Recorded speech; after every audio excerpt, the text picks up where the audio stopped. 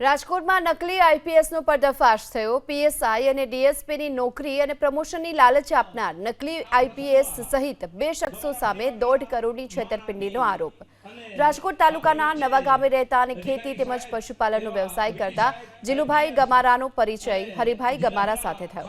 વર્ષ 2021-22માં હરિ ગમારા જીલુભાઈના ઘરે આવ્યા અને પીએસઆઈની ભરતી ચાલુ હોવાનું કહી દીકરાને પીએસઆઈમાં પાસ કરાવવાની ખાતરી આપીને ત્યારબાદ નકલી આઈપીએસ વિવેક દવે ઉર્ફે વિકી દવે સાથે વાત કરાવી। જીલુભાઈએ મોટા દીકરા રાહુલને પીએસઆઈની નોકરી અપાવવા 50 લાખના ખર્ચ સામે એડવાન્સમાં 15 લાખ આપ્યા, પરંતુ મેરિટમાં રાહુલનું નામ ન આવતા ખર્ચ પેટે 1 લાખ કાપી 14 લાખ પરત કર્યા। વિવેક દવે ડાયરેક્ટ ડીએસપીનો ઓર્ડર કરાવી આપશે તેવી લાલચ આપીને આ વખતે હરિ ગમારાએ 2.36 કરોડની માંગ કરી। જો કે અગાઉ રૂપિયા પરત આવી ગયા બાદ વિશ્વાસમાં આવી ગયેલા જીલુભાઈએ 37 લાખ ખાતામાં ટ્રાન્સફર કર્યા। બાદમાં ઓર્ડર તૈયાર હોવાનું કહીને 1,98,00,000 રૂપિયા પડાવી લીધા। છેતરપિંડીની જાણ થતાની સાથે સમગ્ર મામલે જીલુભાઈએ પોલીસ ફરિયાદ નોંધાવી। આરોપી હરિ ગમારાના આમ આદમી પાર્ટી સાથેના ફોટા પણ વાયરલ થયા છે। ગઠબાજોએ કેજરીવાલનું સન્માન કર્યું હોય તેવી તસવીરો પણ સામે આવી।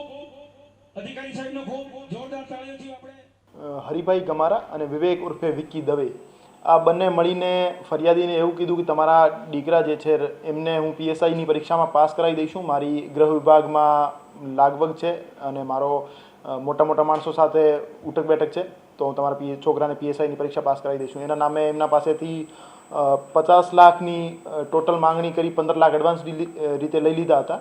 પછી પીએસઆઈમાં એની છોકરાનો નંબર નહીં આવતા ફરિયાદીએ પૈસા પરત માંગ્યા, તો એને 14 લાખ પરત કરી ફરી એમને થોડા દિવસ પછી ફોન કર્યો કે ડાયરેક્ટ ડીએસપીમાં ઓર્ડર કરાવી દઈશું અને ડીએસપીમાં ઓર્ડર કરાવવાના 2.36 કરોડ ટોટલ થશે।